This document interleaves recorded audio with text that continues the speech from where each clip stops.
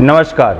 हमारे इस खास प्रोग्राम खास मुलाकात में आप सभी दर्शकों का हार्दिक अभिनंदन है। हमारे साथ आज छत्तीसगढ़ के deputy chief minister Shri Arun Sao ji हैं और अरुण साव जी भाजपा के इस सरकार के पहले भाजपा का नेतृत्व छत्तीसगढ़ का भाजपा मुखिया के तौर पर कर चुके हैं और बहुत ही सरल, सहज और सौम्य स्वभाव और व्यक्तित्व के धनी अरुण साव जी, आपका बहुत हार्दिक अभिनंदन है। बहुत धन्यवाद। आपके सभी दर्शकों को नमस्कार, सभी को राम राम, जय जोहार। जय जोहार, जय छत्तीसगढ़। सर, पहला सवाल आपसे मैं पूछना चाहूँगा, अभी लोकसभा चुनाव जोर शोर से चल रही है।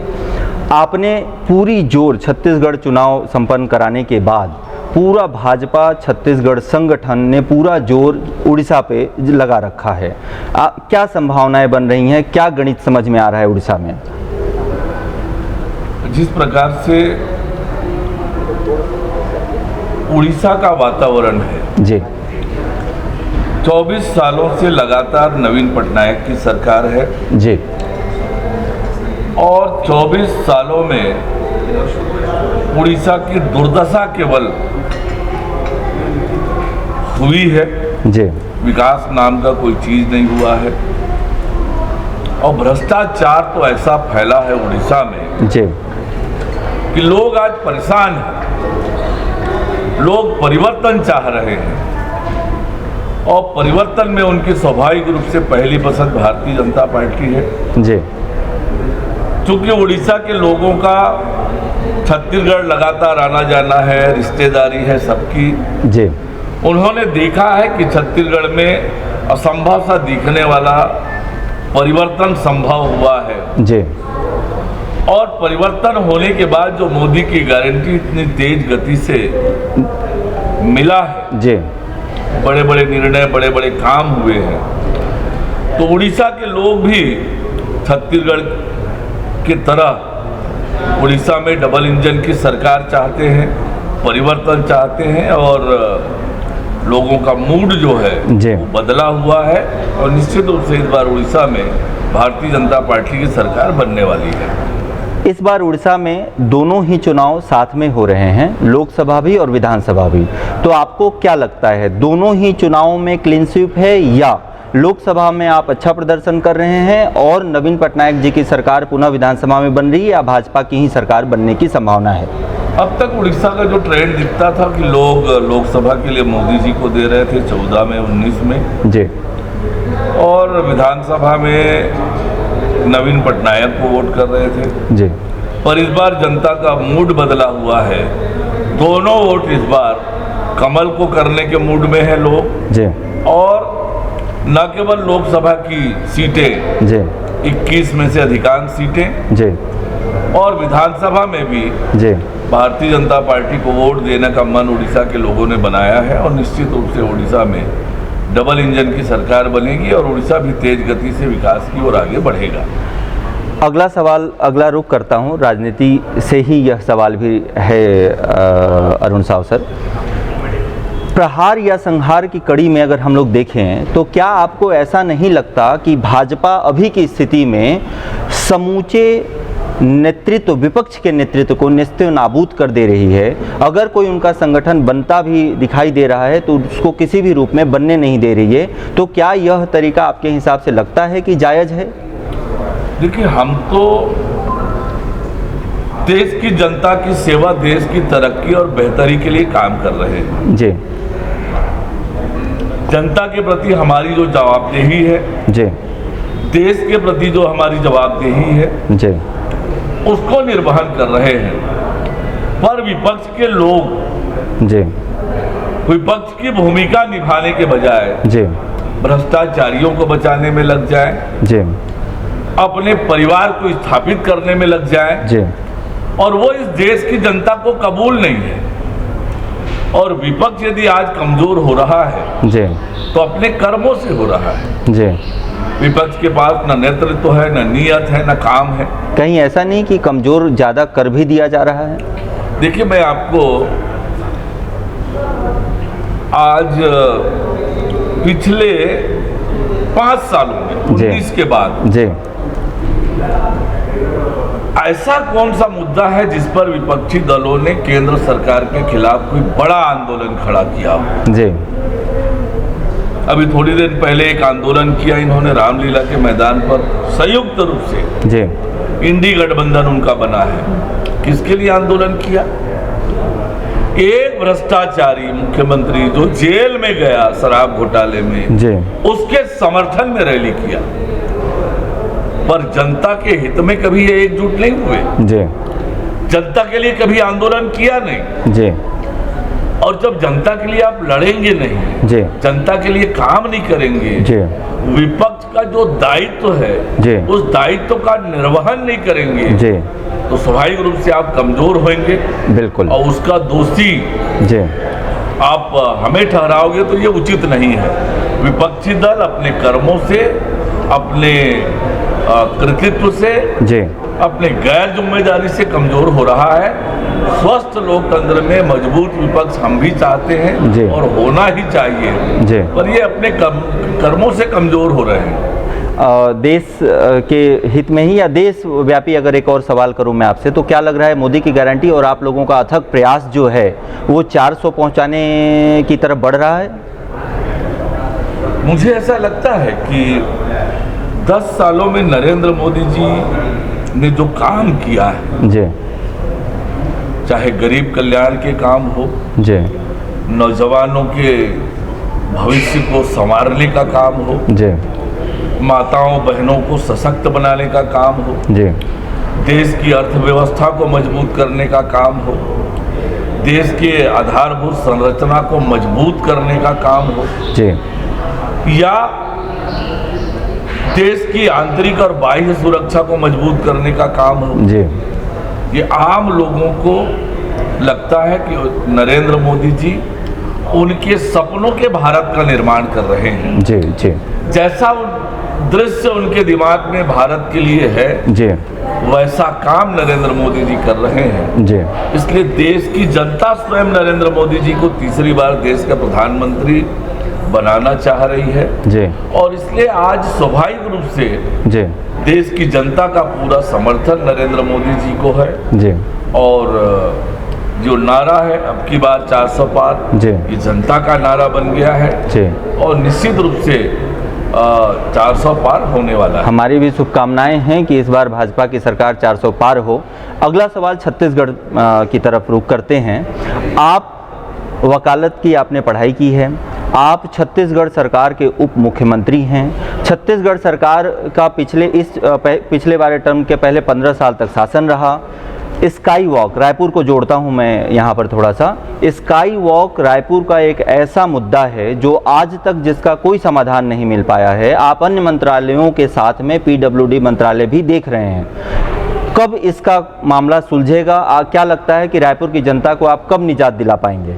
बहुत जल्दी इस विषय पे हम निर्णय करेंगे। हमारी सरकार पूरी तरह से गंभीरता से जी उस काम के तकनीकी और अन्य पहलुओं पर हम विचार कर रहे हैं। जी उस परियोजना को किस तरह से आगे बढ़ाया जा सकता है, किस प्रकार से उसको उपयोगी बनाया जा सकता है, जी वर्तमान में जो उसकी स्थिति है, जी उन सब बातों पर विचार कर रहे हैं और बहुत जल्दी यानी बहुत जल्दी उस पर निर्णय हो जाएगा। और हमारी सरकार इस विषय को लेकर बहुत गंभीर है।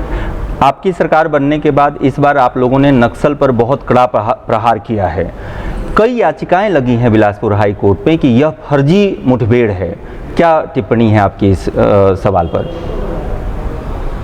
देखिए, हम सब छत्तीसगढ़ वासी इस बात को महसूस करते हैं जी कि जब पूर्व में 15 साल हमारी सरकार थी, सरगुजा से हमने पूरी तरह से नक्सलवाद को समाप्त किया। बिल्कुल। और सरगुजा विकास की दिशा में आगे बढ़ रहा है जी। पर बस्तर का एक थोड़ा सा हिस्सा जी छूटा था जी। 5 साल कांग्रेस की सरकार ने नक्सलवाद को पाला पोसा और शहरों तक चला आया था। जी। और जब से हमारी सरकार बनी जी पिछले 4 महीनों में पूरी प्रतिबद्धता के साथ, जी पूरा कमिटमेंट के साथ और केंद्र सरकार पूरा सहयोग कर रही है जी कि बस्तर में शांति हो, बस्तर विकास की ओर आगे बढ़े। आप कल्पना करें, बिहार के बच्चों को अच्छी शिक्षा मिलना चाहिए कि नहीं मिलना चाहिए? जी बिल्कुल मिलना वहाँ चाहिए। तक विकास की योजनाएं जानी चाहिए कि बिल्कुल नहीं जानी चाहिए। और इसके लिए वहाँ शांति आवश्यक है जी और शांति के लिए नक्सल उन्मूलन आवश्यक है। जी हमने बार बार कहा है जी कि शांति के रास्ते पे आए, विकास के साथ जुड़े, जी मिलकर बस्तर के लोगों के जीवन में परिवर्तन लेकर आए। जी और हमारे पास सभी ऑप्शन खुले हैं। लोग नक्सली सरेंडर भी कर रहे हैं, जी गिरफ्तारियां भी हो रही है और मारे भी जा रहे हैं। मतलब ये फर्जी मुठभेड़ नहीं है, बिल्कुल भी बिल्कुल भी नहीं, बेबुनियाद आरोप है। कांग्रेस पार्टी हमेशा से हमारे सुरक्षा के जवानों के काम पर उंगली उठाने की आदत रही है। जी 5 साल आपने पाला पोसा, जी आज उन पर कार्यवाही हो रही है तो कांग्रेस के पेट में दर्द हो रहा है। क्यों दर्द हो रहा है? क्यों दर्द हो रहा है कांग्रेस के पेट में? समझने की बात यह है। जी और जहां तक आदिवासी भाई बहनों की सुरक्षा का सवाल है, सबसे बड़े आदिवासी हितैषी आप किसको मानते हैं? आजादी के 75 साल बाद एक आदिवासी समाज की बेटी को राष्ट्रपति जैसे सर्वोच्च पद पर जी। बिठाया किसने? जी भारतीय जनता पार्टी ने बिठाया। जी आदिवासी मंत्रालय अलग से जी अटल बिहारी वाजपेयी जी ने बनाया, भारतीय जनता पार्टी ने बनाया। बिल्कुल छत्तीसगढ़ में एक आदिवासी बेटा को मुख्यमंत्री भारतीय जनता पार्टी ने बनाया। जी हम आदिवासी समाज की बेहतरी, तरक्की और कल्याण के लिए काम कर रहे हैं जी और इसके लिए बस्तर को नक्सल मुक्त होना आवश्यक है, जी शांति होना आवश्यक है ताकि बस्तर का विकास हो सके, बस्तर के लोगों के जीवन में परिवर्तन आ सके। और हमारी सरकार इसके लिए प्रतिबद्ध है जी। कि जो आरोप कांग्रेस पार्टी लगा रही है जी। वो बेबुनियाद, निरर्थक और राजनीतिक आरोप। जी बड़े पैमाने पर आपके ऊपर एक और आरोप है भाजपा के ऊपर, कांग्रेस की तरफ से जो लगाया जा रहा है कि अगर आपकी 400 पार की सीटें बनती हैं तो आप आरक्षण में बहुत बड़ा बदलाव करने जा रहे हैं या समाप्त करने जा रहे हैं और संविधान में भी बहुत बड़ा संशोधन करने जा रहे हैं। तो क्या यह ऐसी कोई संभावना या सच्चाई है? 2 बातें हैं। पहली जी। बात तो ये कि अभी 10 साल नरेंद्र मोदी जी की सरकार थी, बिल्कुल क्या इस दिशा में कोई प्रयास हुआ? अभी तक तो आरक्षण नहीं। समाप्ति, जी संविधान के मूल भावना को ठेस पहुंचाने का काम। जी बिल्कुल नहीं।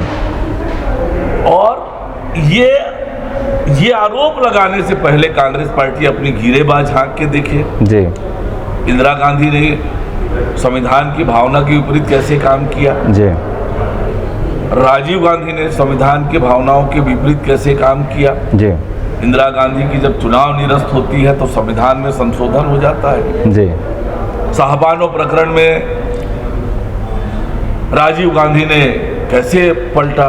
जी तो संविधान के साथ खिलवाड़ करने वाली तो कांग्रेस पार्टी है। जी आपातकाल लगाकर संविधान को कैसे तार तार करने का काम किया। जी तीसरी बात यह है जी कि कांग्रेस के 75 साल की राजनीति पर आप बारीकी से विश्लेषण करें, जी 3 चीजें आप पाएंगे।